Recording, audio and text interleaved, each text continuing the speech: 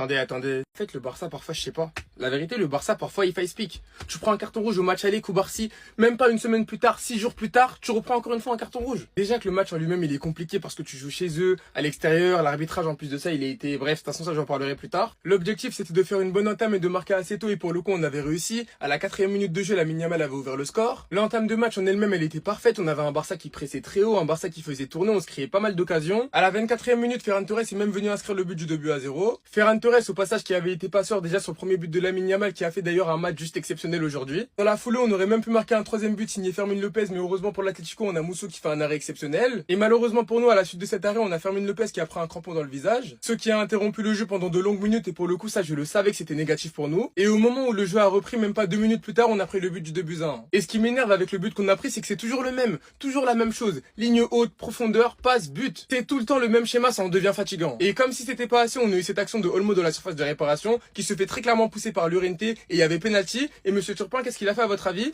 Ben, il nous l'a pas donné. Selon la VAR ou selon je sais pas qui, le contact était trop léger et apparemment Olmo se laissait tomber. Et pourtant, en deuxième mi-temps, sur une action pratiquement similaire, là, directement, ça appelle la VAR et ça met des cartons rouges. Mais bref, en deuxième mi-temps, le Barça est revenu et a poussé. Ferran Torres, d'ailleurs, il a même inscrit le but du 3-1, mais malheureusement, il y avait un hors-jeu. Et dans les 15-20 dernières minutes, quand on a pris le carton rouge, on savait tous que c'était terminé. À 10 contre 11 comme au match aller, on le savait. L'Atlético allait mettre le but et ils allaient jouer en contre-attaque avec les Sorlottes. Et c'est exactement ce qu'ils ont fait. Carton rouge à l'aller, carton rouge au retour. On n'apprend pas de nos erreurs. Attendez. La réaction d'Onsifiek et des joueurs après le match, nous avons réalisé une première mi-temps fantastique. À la fin, nous avons encaissé un but et nous ne pouvions pas nous le permettre. Mais au final, l'attitude et l'état d'esprit me rendent fier. Il fallait marquer plus de buts, c'était vraiment possible. Et le pire dans tout ça, les gars, c'est que c'était vraiment possible de marquer énormément de buts ce soir, il y avait la place. La vérité qu'il y avait la place, on était supérieurs les gars, mais...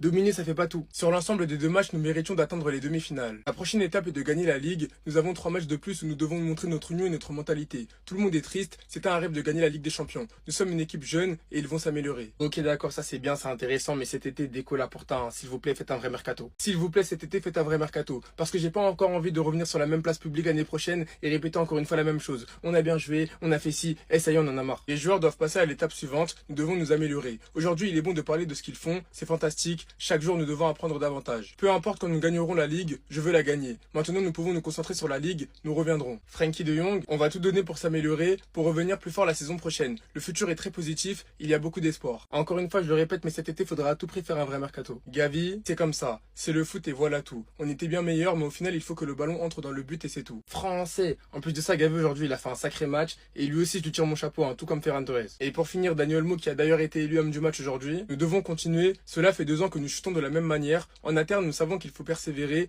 l'idée est claire. Bref, en tout cas, n'hésitez pas à me donner vos avis dans les commentaires, histoire de savoir ce que vous en pensez, et moi je lirai tout ça. À l'année prochaine. Les gars, c'est tout, à l'année prochaine, j'ai rien à dire. Tu manges carton rouge, aller-retour.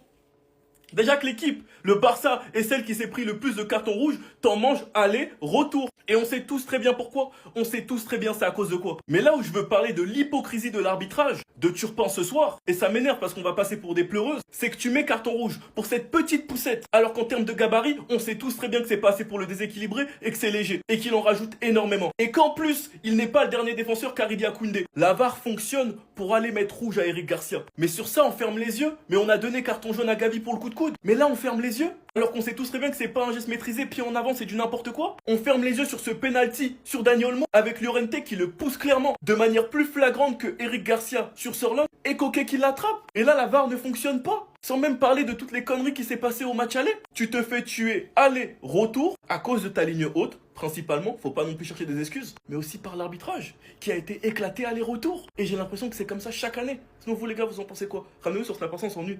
Comme en Coupe du Roi, comme face à l'Inter et aujourd'hui face à l'Atlético, je suis fatigué de venir vous faire des vidéos pour vous dire que je suis fier de mon équipe, qu'on a bien joué, mais que ce n'était pas assez et que ça s'est joué à des détails. Franchement, j'en ai marre de ça. Je vais tirer sur personne. Je vais juste remercier Turpin encore une fois. Mais bon, comme c'est le Barça, tout le monde va fermer les yeux sur le penalty du 3-0, sur le geste non maîtrisé du gardien de l'Atlético, sachant que derrière, tu manges carton jaune de la part de Gavi pour un coup de coude, pour un truc beaucoup moins dangereux que ça. C'est dommage parce que c'était bien parti. Lamine, 2 tirs, 1 but. C'est lui qui lance l'option remontada sur un énorme pressing de sa part et une boulette de Clément Lenglet qui nous a fait des cadeaux. Décidément, il s'est rappelé qu'il était barcelonais à l'ancienne. Et Ferran Torres, l'action qu'il met, faut juste applaudir, mais lui, il aura sa vidéo. Parce que c'est bien de le critiquer, mais faut parler quand il est bon. Après que Gavi se fasse découper, on encaisse, ça a réduit le rythme du match. On a essayé de faire le piège du hors-jeu, mais l'Atlético nous connaissent très bien, ça peut pas marcher contre eux. C'est triste parce que tu sors face à une équipe qui est moins forte que toi, qui a moins joué que toi, aller-retour, mais tout ce que tu peux faire, c'est les féliciter. Maintenant, on va manger un pressing, on va se faire vanner. De toute façon, on a l'habitude. Mais s'il vous plaît, Laporta, Deco, donnez un mercato à Flick. S'il vous plaît.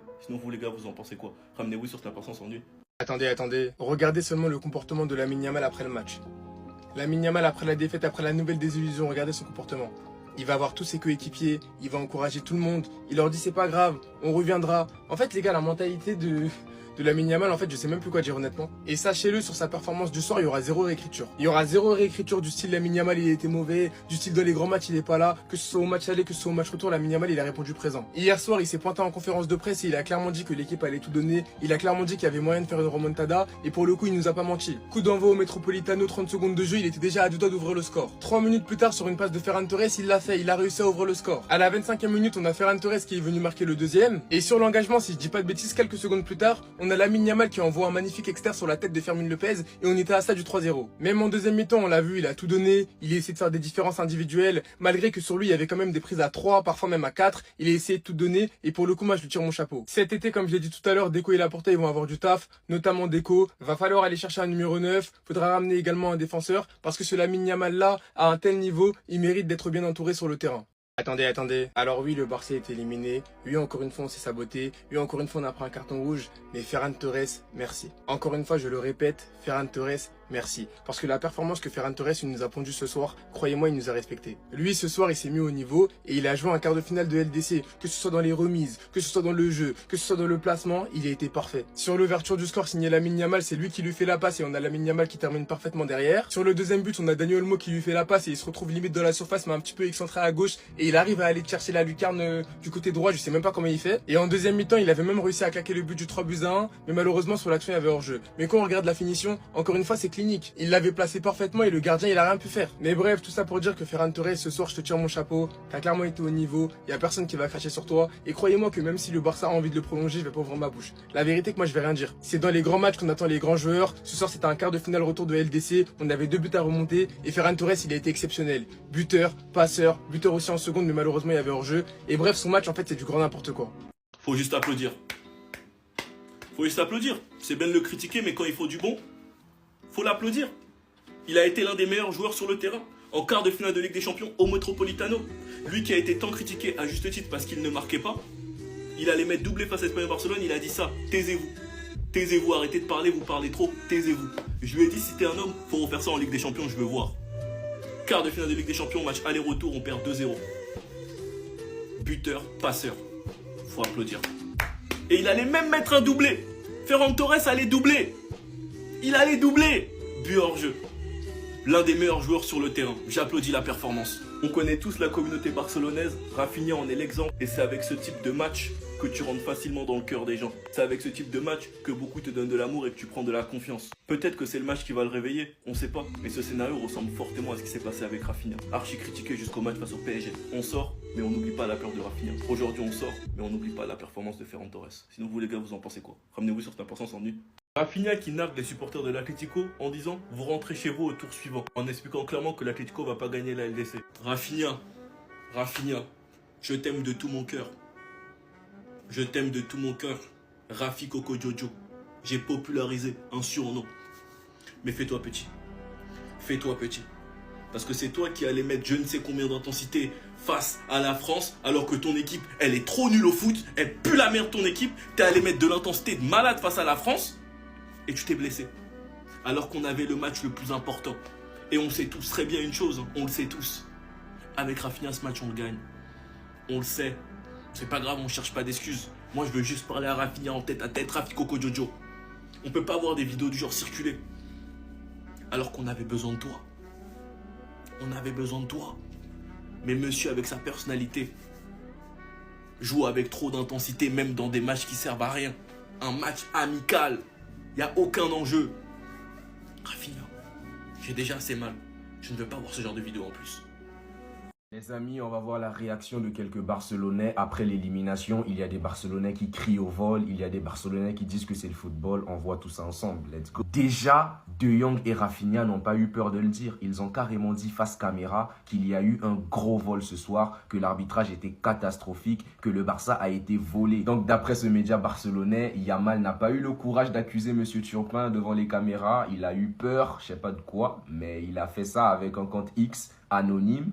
On ne sait pas aussi si c'est lui, mais apparemment, selon ce média barcelonais, c'est le compte X de Lamine Yamal. Il a encouragé l'arbitre. Après, il a effacé ce post parce que pour lui aussi, c'est du vol, mais il n'a pas eu le courage de le dire comme Rafinha et De Jong. Il a montré son envie de gagner la LDC avec le Barça en disant « Peu importe quand nous gagnerons la Ligue, donc la Liga, je veux gagner la Ligue des Champions. » Il a dit « Maintenant, nous pouvons nous concentrer sur la Liga. Nous reviendrons plus fort en Ligue des Champions. » Frenkie De Jong a dit « Être éliminé en quart de finale n'est jamais agréable, mais cela ne signifie pas que nous avons mal joué. » Concernant Dani Olmo qui a été élu homme du match, il a dit « On ne va rien nous donner. Ils vont même nous le prendre. Ils savent comment nous faire mal. Il y a eu des actions douteuses, mais ce n'est pas une excuse. Nous devons continuer à insister. » Lui aussi, il a parlé de vol en direct. Et Gavi a accepté la situation. Il a dit « C'est comme ça, c'est le football et voilà tout. On était bien meilleurs, mais au final, il faut que le ballon entre dans le but. C'est tout. » Voilà un mec qui accepte l'élimination. Après, Olmo, il a également dit « Nous devons continuer. Cela fait 2 ans que nous chutons de la même manière. En interne, nous savons qu'il faut persévérer. L'idée est claire. »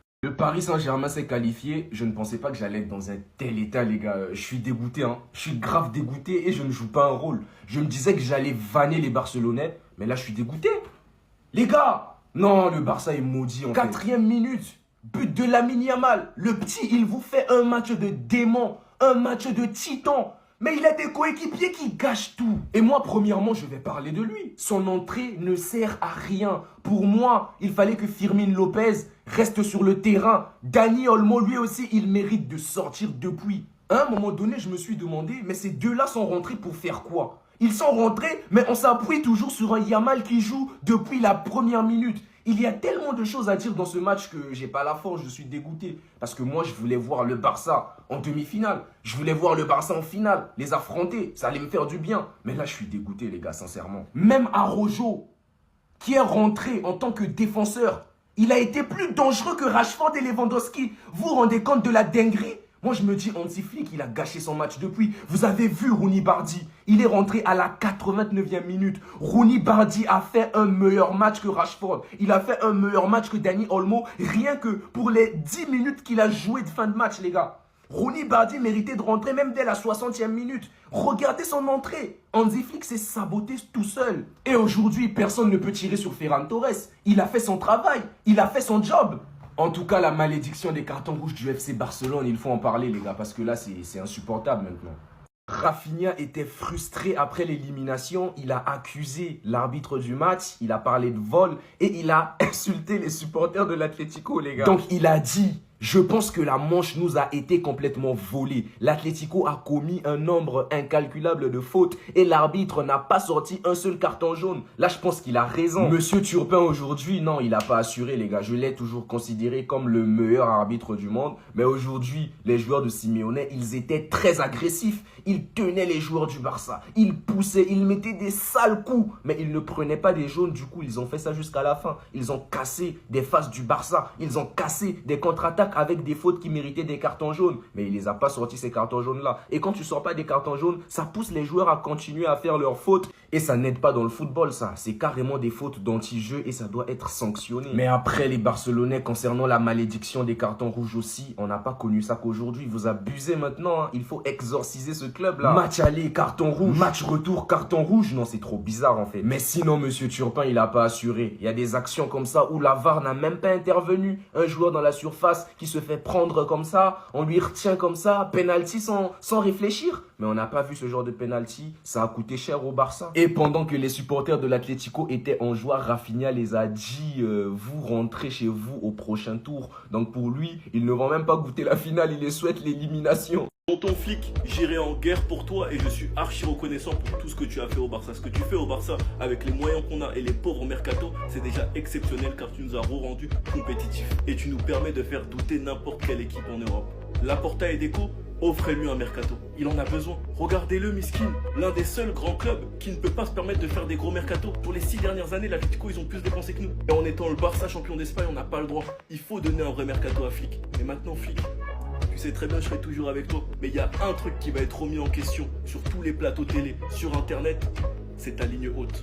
L'année dernière, tu sors face à l'Inter à cause de la ligne haute. Tu te fais atomiser en Coupe du Roi à cause de ta ligne haute. Tu prends carton rouge au match aller de Ligue des Champions à cause de la ligne haute. Tu prends carton rouge au match retour de la Ligue des Champions à cause de la ligne haute et tu encaisses à cause de cette même ligne. Nous sommes devenus beaucoup trop prévisibles. Jouer haut n'est pas un problème. Pour moi, le problème, c'est le piège du hors-jeu. C'est invivable d'être défenseur au Barça. C'est beaucoup trop compliqué. Bref, on verra quels vont être les choix de Flick. Mais j'ai hâte d'être au mercato. Sinon, vous les gars, vous en pensez quoi? Ramenez-vous sur Snap, on s'ennuie. Pedri, en début de saison, tu nous as dit un truc.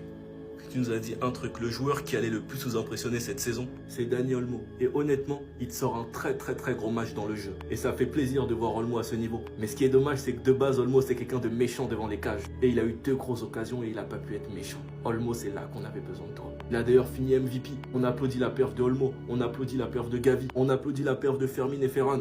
Devait y avoir penalty sur Dani Olmo. Et après cette magie de Lamine Yamal, Olmo, tu pouvais pas ne pas cadrer. Olmo, cette occasion, je vais y penser tous les jours. Tu pouvais pas ne pas cadrer cette frappe. Tu n'as pas le droit de ne pas cadrer cette frappe. C'est interdit. En tout cas, ça promet pour la saison prochaine, vu le niveau affiché. Surtout qu'il y a une très belle concurrence entre lui et Fermin Lopez. Mais le seul truc qui me frustre, c'est que Pedri n'est pas à son niveau. C'est pas le Pedri qu'on connaît. C'est pas les standards de Pedri. Et à cause de ça, tout le monde va parler et remettre son niveau en question. Pedri, on attendait plus de toi. Et j'espère qu'une chose maintenant, c'est te voir revenir en force la saison prochaine. Et de toute façon, on aura tellement de milieux qu'on aura de quoi faire. Enfin bref, sinon vous les gars, vous en pensez quoi? Ramenez-vous sur Snap, on s'ennuie. De voir évoluer de match en match, vous pouvez pas savoir la chance qu'on a. Vous pouvez pas savoir la chance qu'on a. Ramenez-lui un 9. Ramenez-lui un top 9.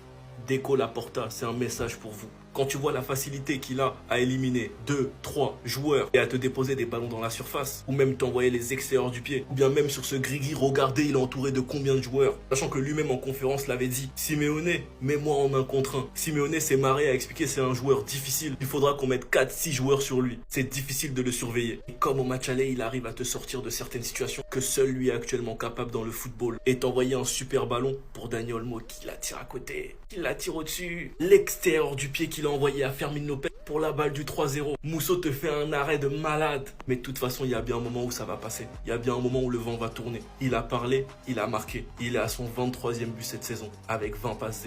Il reste encore des matchs de Liga et la Coupe du Monde. Franchement, la suite, ça promet. Mais s'il vous plaît, Laporta et Deco, ramenez-nous un top mercato. On a besoin d'un 9, d'un défenseur central. S'il vous plaît. S'il vous plaît. Donc vous les gars, vous en pensez quoi? Ramenez-vous sur ta personne, on s'ennuie. Barça, encore en 2026, Barça, merci pour la honte, merci pour l'humiliation, merci pour tout ce que vous avez fait depuis le début de la saison, avec tout ce que moi j'ai dit avant ce match. Vous partez jouer sur l'Atlético Madrid et vous ne pouvez pas gagner pour le bonheur de tout un peuple, pour le bonheur de tous les fans. Voici comment l'Atlético Madrid nous a traité ce soir. Ils étaient sans pitié. Ça dit ça passe ou ça casse. 4e minute, le Barça a marqué. Je me disais que le Barça jouait déjà la demi-finale. 24e minute, vous mettez encore 2e but. Le Barça. Mais pourquoi vous irez jusqu'à encaisser un but? L'objectif, c'était pas ça. Gagner, climatiser, c'est-à-dire mettre fin au rêve d'El Cholo. Qu'est-ce que nous allons devenir avec ce club? J'ai tout donné, on a tout donné. Comment on peut supporter un club? Qu'est-ce qu'on dit?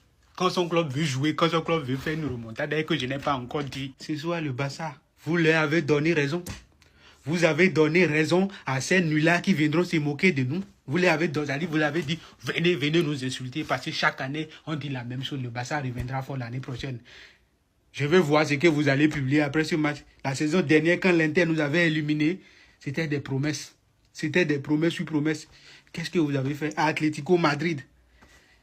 Ah.